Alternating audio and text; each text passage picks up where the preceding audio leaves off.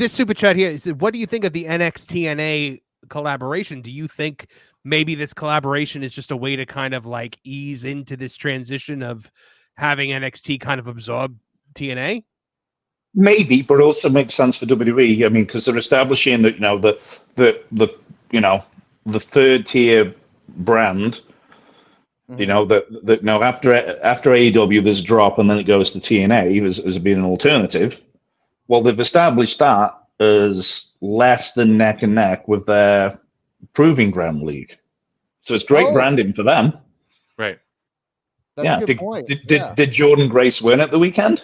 No, but if Jordan Grace wins at the TNA show, but then to prove your point further, though, well, it's on the WWE platform, though. So I felt like it was smart of them, though, to sort of, because they did that to AEW too, not to make it about AEW, but like, remember when Sami Zayn brought up AEW on Raw that one time? They did that to establish, like, well, no, they're under us. You know what I mean? Yeah. You don't even, So exactly. That's it's win-win for them. And look, it's win-win. I mean, look, I'm not saying it's not a win for TNA either. And I remember I wrote a page of zingers for TNA to deliver to Tony Khan, and these were softballs. These were basically like Fulham FC had just lost and making fun of like Kenny Omega, is a great striker. Tony Khan really should move him over to Fulham because they can't score. It's just like real softball, and Scott was like, Luke, we can't make fun of Tony Khan in any way, shape, or form. I'm like, really? Yeah, what the fuck? Wasn't this the time period where Tony Khan was appearing on TNA television in sunglasses and just ripping the company to shreds? Yes. And no one ever said anything back, or like there was no payoff back. It wasn't my job, but I didn't give a shit. And me and Scott DeMore are friends to this day. I called Scott and I was like, I don't know wrestling like you know wrestling. So, poor scorn on my amateur fucking idea here. But shouldn't we fire a few zingers back at Tony Khan? It's like, it's not make fun of the fact he's rich. Is it really that insulting that you're a billionaire and you're a rich kid? Can't we say that? Is it that bad that your football team doesn't win at the weekend? Right. And he's like, no, we can't. He goes like, we can't nothing. He's just that soft. Like you just wow. So is that Scott being soft, or is that Anthem saying don't? That sounds like it's Tony being soft. Tony. Oh, Tony. I don't want to start sending you a text message, but I got the distinct impression that Scott had read the room. Obviously, Don Callis, got this over the line with Kenny Omega coming, and it was Don Callis and Kenny Omega who had the whole idea of the title versus title. And look, it did business for TNA. It did great business. Did the best pay-per-view done since the Hogan era.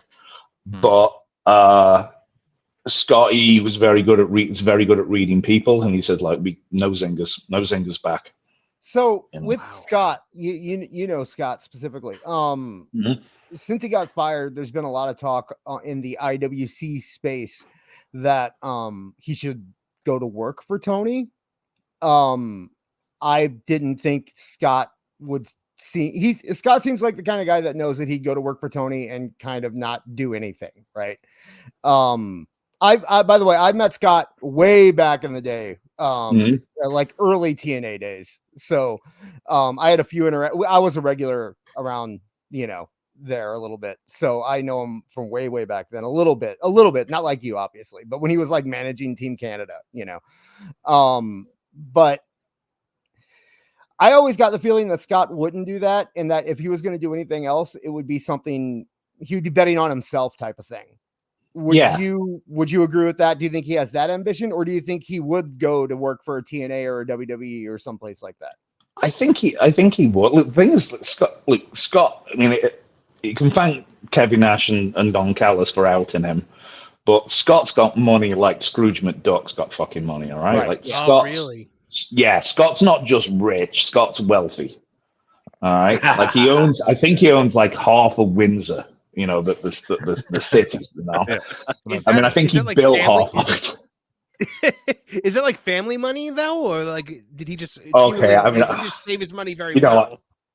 If we can't talk about that, that's fine. No. I got no filter. That's the thing. So apparently, when Scott was getting the ultimatum from TNA, he was talking to some of the owners of Anthem. I'll put it like that. You can just Google who that is. And Scott addressed that very thing. He goes, so what they were saying is like, hey, we need a real business person to come here. And Scott goes, well, you say you need a real business person, but I turned a family fortune of a couple of dozen million into hundreds of millions. And meanwhile, you took a family fortune of billions and turned that into hundreds of millions. So who needs a good fucking business idea guy? Because it ain't me. Scott could do nothing for a living. Scott could do, he's developed this huge swath of the city. He's a couple of roads called Demore Way, which weird. No, Demore Way, weird. Anyway, doesn't roll off the tongue, but he doesn't have to do it. What he wants to do is work in pro wrestling. And I think the Tony Khan, Triple H, you got someone who only comes to work because he wants to be there. That's something. But you also he's got no fear of being fired. Yeah. Because not only does he not have to worry about how he pays the mortgage, he doesn't have a fucking mortgage. He buys estates cash. So he bought his house cash. I think Tony would be very bright to call him. I think Triple H would be very bright to call him and bring him in. I've never seen anyone. NXT Canada has a good ring to it. Just saying. There you go. Yeah. I don't think anyone I would has the respect to talent like him.